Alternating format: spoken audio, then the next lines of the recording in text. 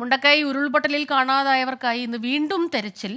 ആനടിക്കാപ്പ് സൂചിപ്പാറ മേഖലയിൽ രാവിലെ 6 മണി മുതൽ ഉച്ചകഴിഞ്ഞ് 3:30 വരെയാണ് തെരച്ചിലുണ്ടാവുക. വിവിധ സേനാംഗങ്ങളും സന്നദ്ധ പ്രവർത്തകരും അടങ്ങുന്ന 14 പേർ സംഘത്തിലുണ്ടാകും. വിപിൻ സി വിജയൻ ചേരുന്നുണ്ട് വയനാട്ടിൽ നിന്ന്. വിപിൻ, കഴിഞ്ഞ ദിവസം ഉണ്ടായ യോഗത്തിൽ തീരുമാനമായതാണ്. അവർ തന്നെ ആവശ്യം ഉന്നയിച്ചിരുന്നു. അപ്പോൾ ഇന്നിപ്പോൾ തിരച്ചിൽ തുടരുന്നു. ഏത് ഭാഗങ്ങളെ കേന്ദ്രീകരിച്ചാണ് തിരച്ചിൽ?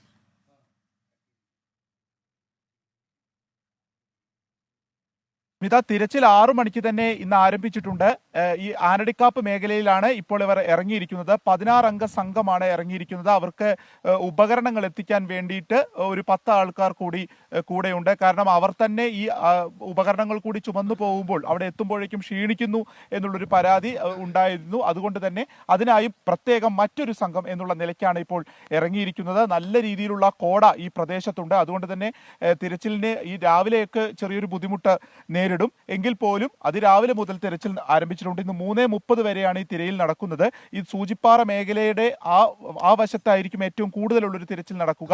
ഏകദേശം ഒരു 1.5 ആഴ്ചയായി തിരച്ചിൽ പേരിന് മാത്രമാക്കി ചുരുക്കിയിരുന്നു. കാരണം ഇവരുടെ ബന്ധുക്കൾ പറയുകയാണെങ്കിൽ ആ പ്രദേശത്ത് മാത്രം തിരയുക എന്നുള്ളതായിരുന്നു ലക്ഷ്യമിട്ടിരുന്നത്.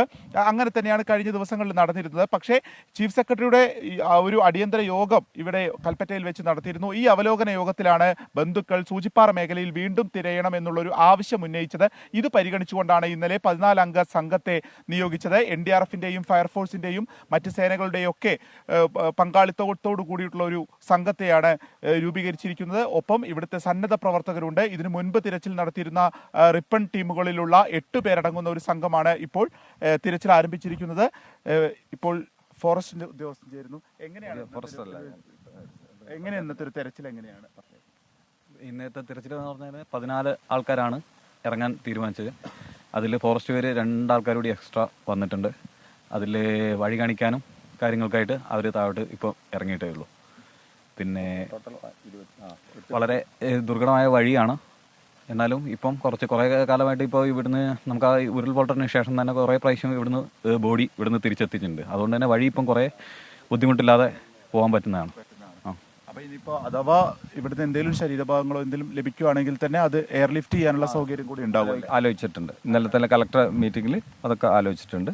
പിന്നെ അങ്ങനെ എന്തെങ്കിലും സംവിധാനം ഉണ്ടെങ്കിൽ എയർലിഫ്റ്റ് മുഖേന തന്നെ കൊണ്ടുവരാനുള്ള സംവിധാനം ഉണ്ടാക്കുമെന്ന് പറഞ്ഞിട്ടുണ്ട്. ഇപ്പോൾ 24 പേരാണ് ടോട്ടൽ ഇറങ്ങിയിട്ടുള്ളത്. 8 പേര് പിന്നെ എക്യുപ്മെൻറ്റ്സുമായിട്ട് ഇറങ്ങിയിട്ടുണ്ട്. 2 പേര് SOG, 2 പേര് ആർമി, 2 പേര് പിന്നെ 4 പേര് ഫോറസ്റ്റ്, 6 പേര് റിപ്പണിലെ ചാമ്പ്യൻസ് ക്ലബ്ബ് അവിടെ പോയി പരിചയമുള്ള 6 പേര് കൂടി ഉൾപ്പെടെയാണ് ഇറങ്ങിയിട്ടുള്ളത്. അങ്ങനെ സേനാ വിഭാഗവും ഇവിടെ തെരച്ചിൽ നടത്തി പരിചയമുള്ളവരും മാത്രമാണ് ഇപ്പോൾ ഇറങ്ങിയിരിക്കുന്നത്. തീർച്ചയായിട്ടും അങ്ങനെയുള്ള ആളുകൾ, ആ ഏരിയയിൽ പരിചയമുള്ള ആളുകളും അതുപോലെ തന്നെ സേനാ വിഭാഗമാണ് ഇറങ്ങിയിട്ടുള്ളത്. ഇന്ന് മാത്രമായിരിക്കുമോ എന്തെങ്കിലും അതിനെക്കുറിച്ചിട്ടുള്ള വിവരം ലഭിച്ചിട്ടുണ്ടോ? ഇന്നലെ തീരുമാനിച്ചെടുത്ത് ഇന്ന് ഇറങ്ങി പിന്നെ ഇന്നത്തെ ദിവസം പൂർത്തീകരിക്കുക. 3:30 വരെയാണ് അവിടെ തിരയാനുള്ള തീരുമാനം എടുത്തിട്ടുള്ളത്. MLA മുഖേന ഉള്ള ഒരു സിറ്റിംഗ് ആയിരുന്നു. അതിലെടുത്ത തീരുമാനം ഇതാണ്. അടുത്ത ദിവസം എന്ത് വേണമെന്നുള്ളത് ഇതുപോലെ തന്നെ മീറ്റിംഗ് കൂടി തീരുമാനിക്കും.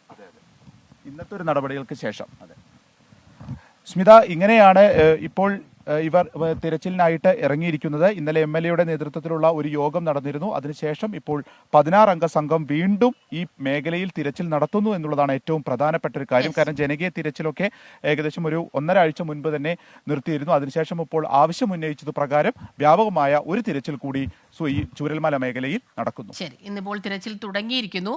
ഉച്ചകഴിഞ്ഞ് 3:30 വരെയാണ് തിരച്ചിൽ ഉണ്ടാവുക. വിവിധ സേനാംഗങ്ങളും സന്നദ്ധ പ്രവർത്തകരും ഉൾപ്പെടുന്ന കുറച്ചു പേരാണ് സംഘത്തിലുള്ളത്. വിപിൻ സി വിജയനാണ് വയനാട്ടിൽ നിന്ന് വിവരങ്ങളുമായി നമുക്കൊപ്പം ചേർന്നത്.